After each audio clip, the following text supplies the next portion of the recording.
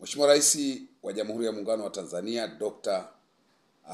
Samia Suluhu Hassan, Rais wa Jamhuri ya Muungano wa Tanzania, mimi Askofu Ikongo natumia nafasi hii kukupongeza sana tena sana kwa kitendo kikubwa cha kiushujaa au niseme kitendo cha kishujaa ambacho umekifanya. Nimeona nitangulie kutoa pongezi zangu hizi za dhati kwa kuamua kuiondoa ofisi ya waziri mkuu ndani ya ofisi yako na kuirudisha ibaki kama ofisi ya waziri mkuu, tawala za mikoa na serikali za mitaa. Pia naomba nitumie nafasi hii kumpongeza Mheshimiwa Dr. Mwigulu Nchemba na kupongeza sana Mheshimiwa Waziri Mkuu kwanza kwa kuaminiwa na Mheshimiwa Rais na kuteuliwa kuwa Waziri Mkuu wa Jamhuri ya Muungano wa Tanzania. Kwanza umeaminiwa na pia umepewa dhamana kubwa, na najua kazi uliopewa ni kubwa sana. Kwa hiyo nasema nikupongeze, lakini pia nikutie moyo. Tuko pamoja na wewe, tunamwombea Mheshimiwa Rais, na wewe kama Waziri Mkuu tunakuombea. Ombi langu kubwa Mheshimiwa Waziri Mkuu ni kukuomba, toa tamko kwenye wizara zote, taasisi zote, idara zote ndani ya nchi, tena liwe tamko la haraka sana, wasimamishe mara moja kutumia ofisi ya rais kwenye ofisi zao. Kwa sababu kwa muda wa miaka tuseme sasa ni 10 toka 2017 ofisi ya rais imetumiwa kama kichaka cha kuficha wahalifu na watu ambao wahalifu hasa na watu ambao wanataka kutimiza uhalifu wao na matendo yao maovu kwa kutumia ofisi ya rais. Kwa hiyo Mheshimiwa Waziri Mkuu, ombi langu ni kwamba ukitoa maelekezo hayo kwa haraka, taasisi zote zitaacha kutumia ofisi ya rais. Kwa sababu ofisi ya rais kwa miaka 10 sasa imekuwa ikitumiwa kama kichaka cha kujibu. Kwa mfano, wizara, taasisi mbalimbali, idara mbalimbali ndani ya nchi, hasa TAMISEMI wamekuwa wakitumia ofisi ya rais.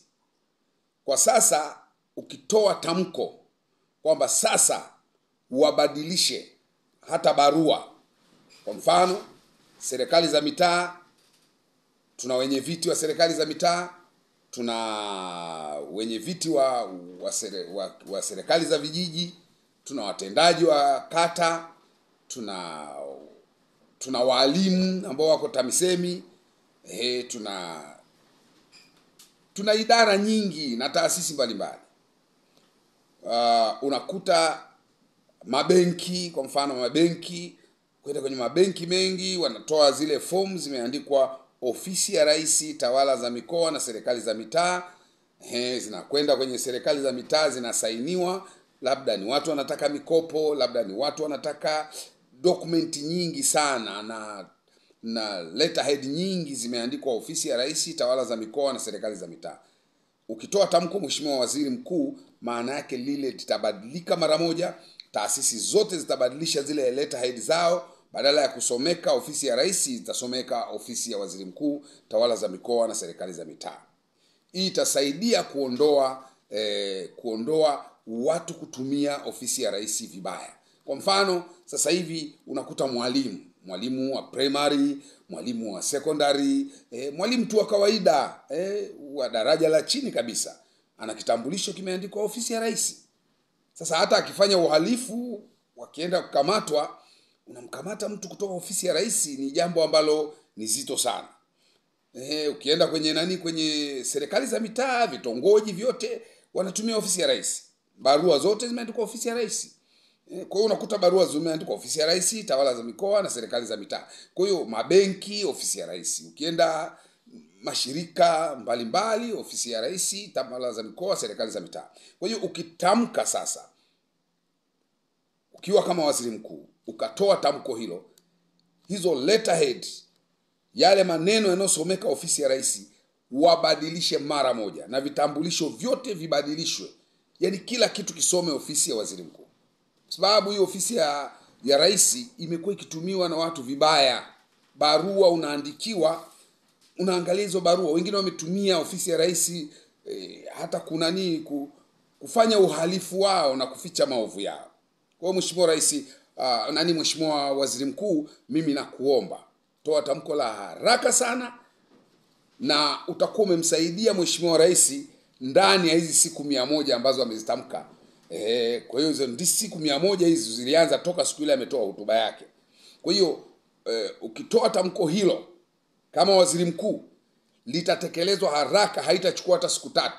Lakini mpaka sasa hivi kuna watu wanauziana viwanja, wanauziana ardhi, wanauziana nyumba, zote zimeandikwa ofisi ya rais, tawala za mikoa na serikali za mitaa. Na serikali tulionayo ni mpya, na wewe waziri mkuu ni mpya. Sasa sidhani kama utakubali sasa ofisi ya rais itumiwe vibaya wakati ni ofisi yako. Kwa hiyo TAMISEMI yote iko kwenye ofisi yako. Kwa hiyo sasa hivi ninafikiri jina la rais lipewe heshima yake. Lipewe heshima yake. Yaani sio kila mtu unaenda huko mitaani, yani kila mtu, jina la rais ni kitu cha kawaida sana. Kwa miaka hii 10 ambayo tumekuwa nayo, ambayo imeleta, unakuta rais analaumiwa na watu wadogo sana, ambao hata IQ yao ni ndogo, mtu ambaye bado elimu yake ni ndogo. Ukimwangalia mtu mwenyewe yani mtu sitaki kudharau watu, lakini nataka niseme kwamba kuna watu ambao hawastahili kumlaumu rais. Kuna mambo mengine hatuhitaji kumuingiza Mheshimiwa Rais. Kwa hiyo tuyafanye sisi ili kuepusha lawama, kuepusha maneno mengi juu ya ofisi ya rais. Ibaki kama ilivyokuwa zamani miaka 10 iliyopita, ofisi ya waziri mkuu, tawala za mikoa na serikali za mitaa. Na kwa sababu sasa hivi ofisi ya waziri mkuu, Mheshimiwa Waziri Mkuu, una power zote. Mungu akubariki. Asante sana. Jina langu ni Bishop Ikongo, ni ushauri na ombi. Asante.